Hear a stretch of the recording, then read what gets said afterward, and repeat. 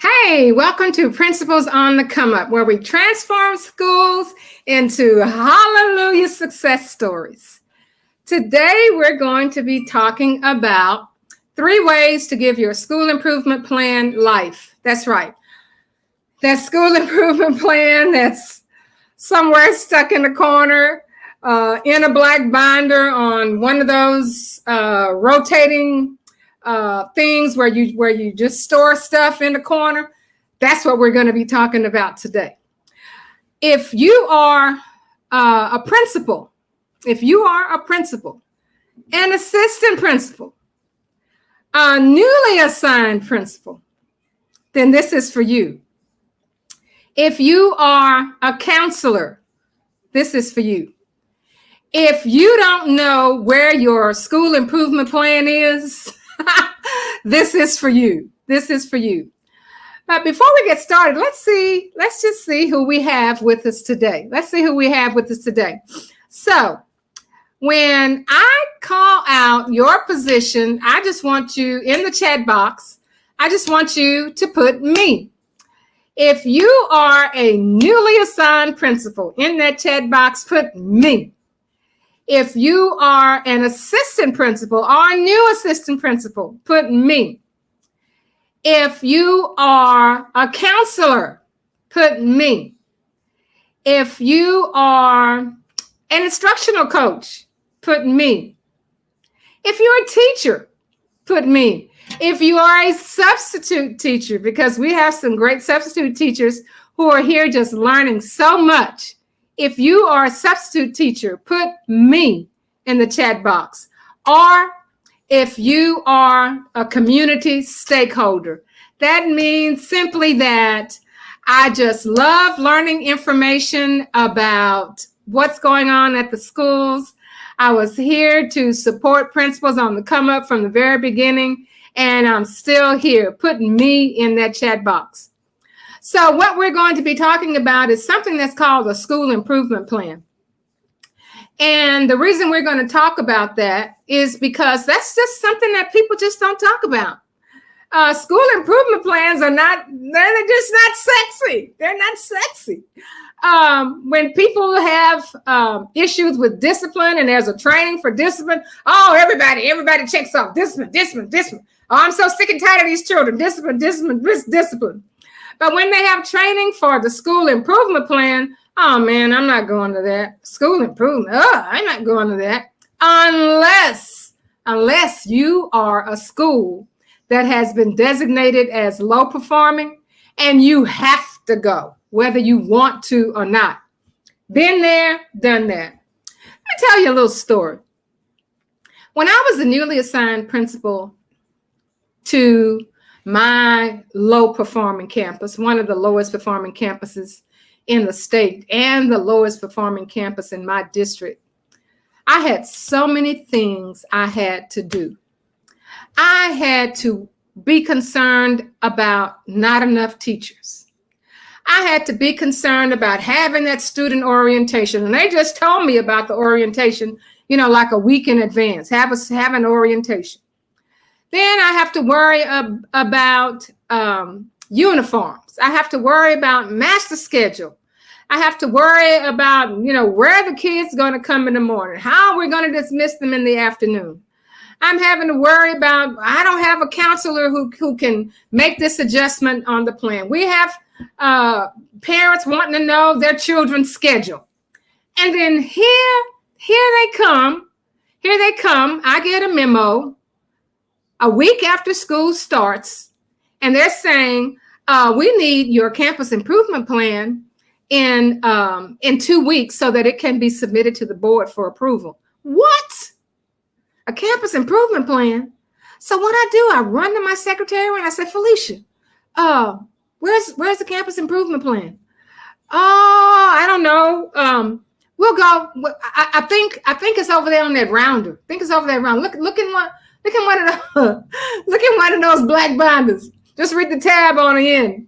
That's the school improvement plan. I said, well, what are we supposed to do with that school improvement plan?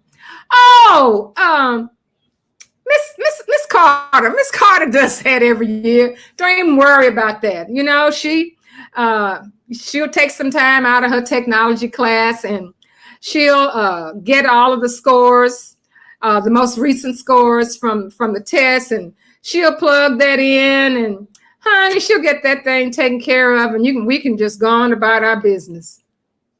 That's what happened to me. That's what happened to me. That's right. I was assigned to one of the lowest performing campuses in the state of Texas and the lowest performing campus on my district. Hi, my name is Barbara Polk. I'm considered a turnaround principal. Because of the assignment to that low performing campus, we got that campus turned around in a year's time. Hallelujah. And year's time is really pushing it. It's really pushing it.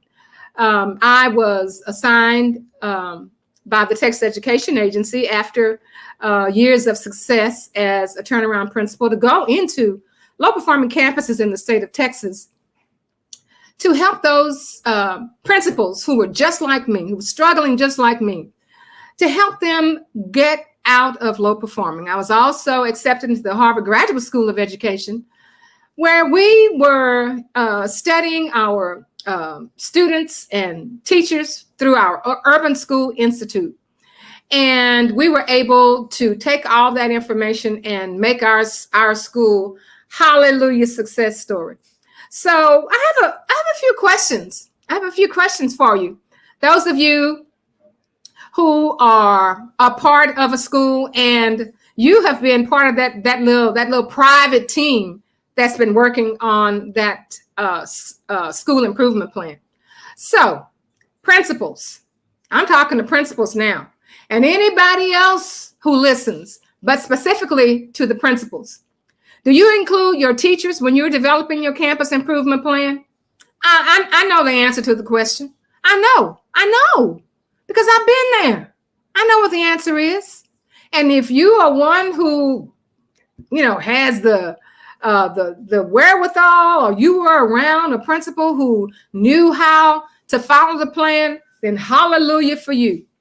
The next question is, that school improvement plan, do the teachers know about it?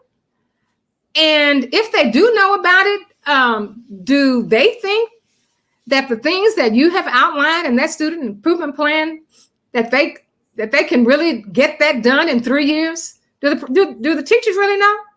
That is, if you have all your teachers. Because I know at this time, if you are in an urban school or if you are in a rural school, you are scrambling to get teachers into your building. I know that. That's all a part of it. And the third question I have to ask you, have you ever celebrated your successes on your school improvement plan? And then evaluated the school improvement plan and made some changes along the way? I know. Whoever heard of that? But I want to tell you that within that student improvement plan is going to be your way out to hallelujah success story. You have so many things to do, so many people pulling at you. You are being told by the superintendent, I want you to turn that school around. You are being told by the Texas Education Agency, you need to do this, this, and that. You have expectations from the community. A lot of people don't even think you need to be principal of that school. They think somebody else should have been principal of that school. You know who they are. You know who those people are. They had people actually, when they heard you were going to be principal at that school, they tried to transfer. I know, been there, done that. I know. It comes with the territory. But if you want to line things up, if you want to do things that are already prepared for you in an orderly way, then the secret to your success is going to be that student improvement plan. I don't care if you are in the red zone, is what I call it, where you are low performing, where people don't want to go to your school. I don't care if you are in the brown level where you just got out of low performing And let me tell you, when you are in that place where you just got out of low performing, it's like one foot in hell and the other foot out. You don't want to go back. Or you are in the green. Oh, that's something I guess we would call maybe a grade C. We're green. I'm not at the bottom. I'm not just pulling out. I'm in the green level. Or are you in the blue level? I mean, you just streaming. You're just going on. I mean, you're feeling good about yourself. Or if you are that snow-capped mountain where you have made it to the top, and you know what? That making it to the top, you had better have a plan to make sure you don't slip back down. And where is the plan? It's in your student improvement plan. It's in your student improvement plan.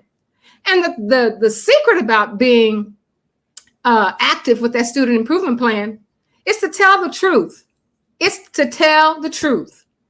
You know that your population of Hispanic students, they are not succeeding. I'm talking about those that are in your ESL program. They're just not succeeding. And you and your team and your stakeholders need to put that down and make sure that you're addressing that.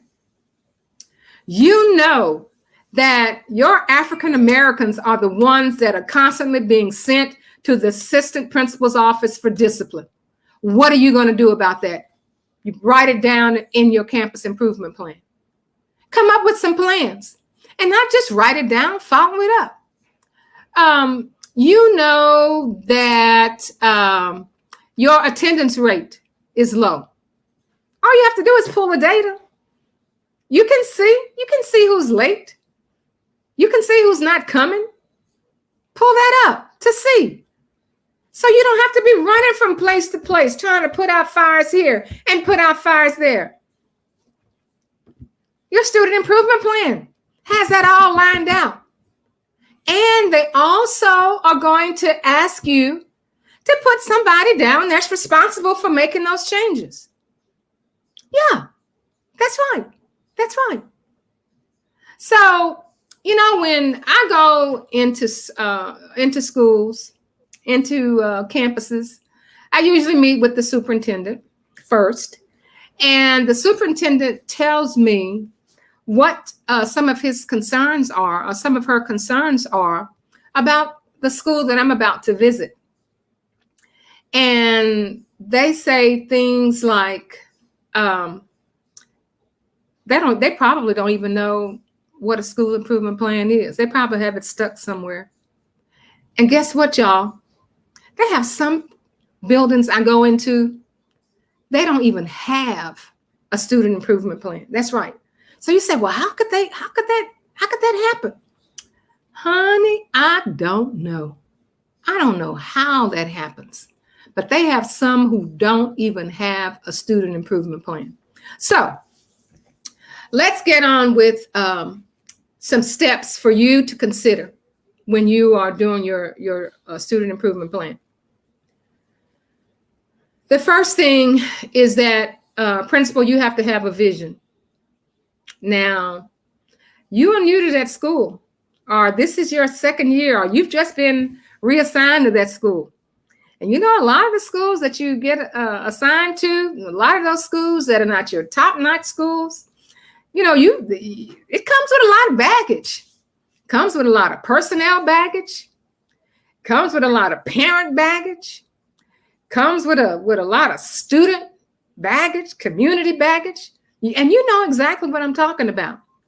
So as the principal of that school, what are you looking to achieve? That's your vision. That's your vision. Is it, for example, your vision that if you are at an elementary campus, that you want all of your second graders reading on grade level by the time they have ended their second grade year? That's right, second grade year. If that's your vision, then how are you going to achieve that? If that is your vision, That means nobody can come with some bells and whistles to get you off track. Because you know that if your second graders are on the third grade level reading, when they get to third grade, you've done a great job. But you're going to have people who are going to say, what? What? Do you realize we just came out of a pandemic? What the heck are you talking about? But you know, you're not looking for low standards. You're looking for high standards.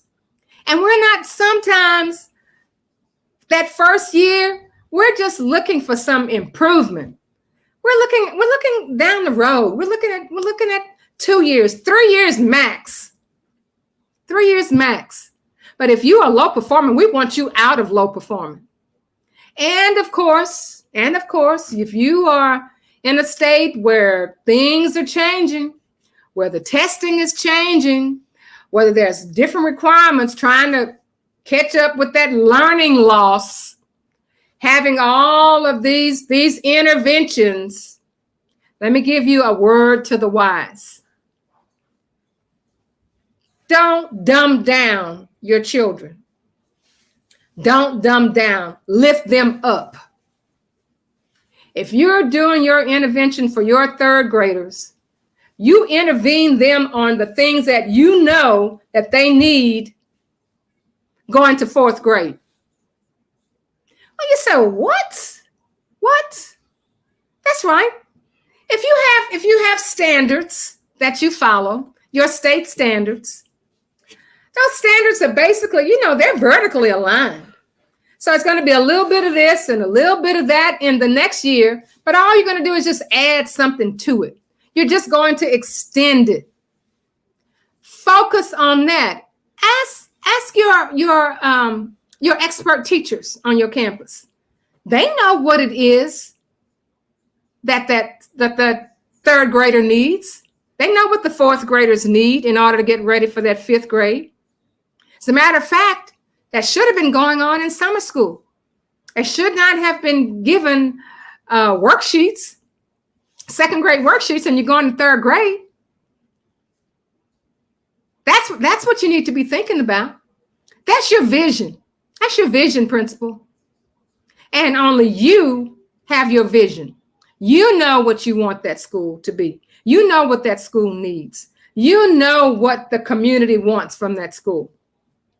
So if you are a middle school principal, you want all of your eighth graders to take Algebra 1.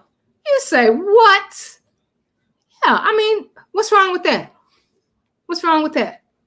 If Arville and Wilbur Wright never decided that they thought that they could fly, we wouldn't be flying today because people said they were crazy.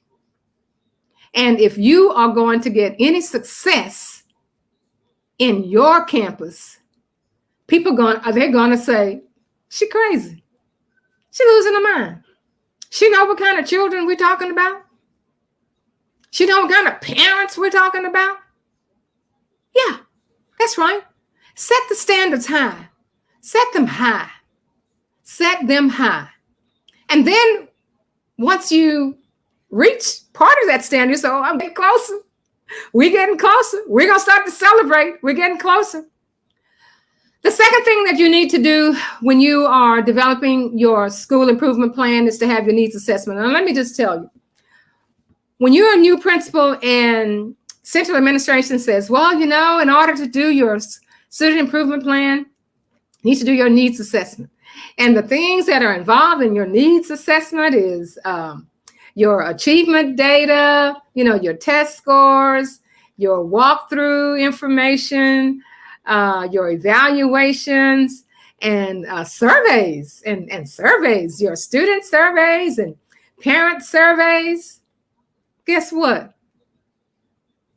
Wasn't no surveys done. Survey. When am I have time to do a survey? Walkthroughs. Where are walkthroughs?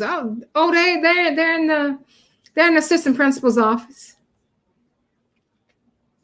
So Your needs assessment, baby, nothing but your achievement data. That's all you have. That's all you have to work with. So that's your needs assessment. You can determine the needs of the students from their assessment. That's your needs assessment.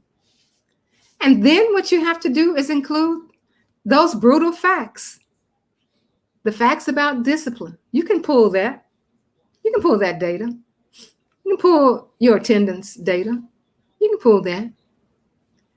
You can pull the number of students who are in special ed and what the demographics are in special ed. You can pull that. That's part of your needs assessment. I had no idea what a needs assessment was. I said, "Oh Lord, I can't do no needs assessment because I don't even, man, I can't do a survey." How you set that survey up anyway? Who do I have to get with central administration to do that? How am I going to get this out to all of my parents in time? And a lot of those parents, they're just so upset, about COVID. They're just gonna write anything down there. Yeah, that's true. That's true. So the next thing you're going to do, you're going to write your goals and your objectives. And your goal is just simply where you want to go. If you want your second graders to be reading at third grade level at the end of their second grade year, then that's your goal. And then how you gonna get it? Are you gonna personalize instruction? Are you going to have some type of authentic learning? Are you going to use some type of reading lexile? Are you going to use some type of reading program? Is that what you're going to do? Well, that's a part of your goal. That's a part of your goal. And your action steps are how each employee on your campus is going to have a strategy to meet the goal and your vision. And that's all it is. That's all it is. So when I work with campuses and we look at the student data, we look at attendance, and we look at teacher data, that's all a part of our school improvement plan. Then what we do, now this is the key. This is the key. We are going to do an evaluation and a celebration every 3 months. Oh, what? Yeah. And we're going to let all the teachers know. We're going to let everybody know on that campus. Because when you do your student improvement plan, you're including the custodians. They need to know. You are including your cafeteria workers. That's right. That's right. They need to be a part of that. They need to be a part of the celebration. You need to be including people in your community. You say, "Oh, man, they don't want to take time to come on over here to work on no little old funky school improvement plan." Yes, they do. Yes, they do. And you need them. You need them to get the word out to say that things are changing over at that school. You need them to say that. You need their support. You need their support. But here is the key to making your school improvement plan a success. You are going to celebrate and evaluate every quarter. And I'm not talking about the school year quarter starting in August or starting in September. No, we're talking about January, February, March. Okay? April, May, June. All right? This quarter, July, August, and September. That's right. So September, you need to take that plan out. You and your team, you and your stakeholders, and let's see what our vision was, what our goal was, and have we met it? And if there are some things in that school improvement plan that you have met, then that's a hallelujah celebration. It's a hallelujah celebration. And if we see that there's some things that we're just not getting close to, we don't throw it out. We evaluate it and say, okay. All right. So I see here these reading scores as we have been doing our walkthrough. Our second graders are struggling. Our second graders are struggling with that reading. So we need to come up with a plan to address those struggling second graders. Because remember, your vision principle, your vision is to have the second graders reading on third grade level by the time they end second grade. That's right. That's your vision. That's your vision. So when you do your evaluating, it's no finger pointing, because it's all of us. We're all in this together. We're all in this together. So when I go into the schools and I service them, we look at the plan and we just take that plan piece by piece and we work it. We work it step by step.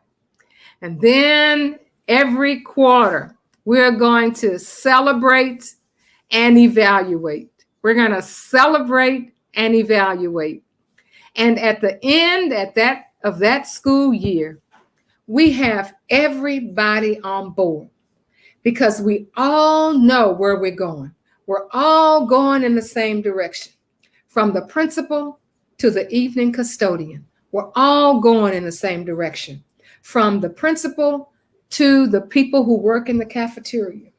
From the principal to the bus drivers. To the bus drivers, that's right. Those bus drivers need to know you, principal. They need to know you. They need to see you. They need to be comfortable enough to come to you if they're having issues on the bus, if they have celebrations, because it's not all negative.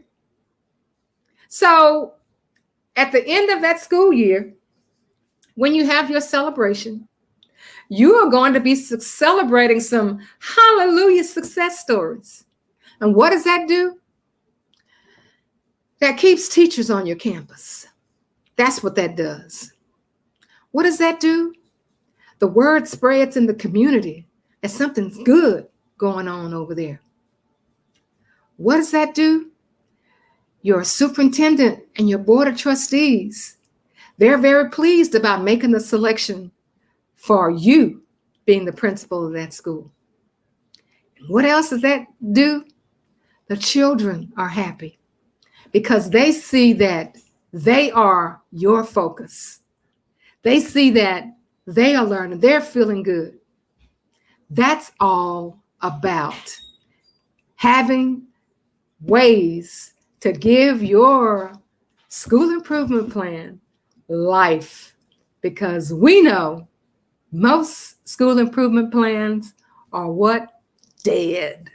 They're dead. They're dead. Or they don't exist. They're in osmosis. They're just out there. They don't exist. So if you want to know more about school improvement, and by the way, I think I'll put some things in our file to kind of help you kind of get some clarity on the school improvement plan. So just kind of look for that.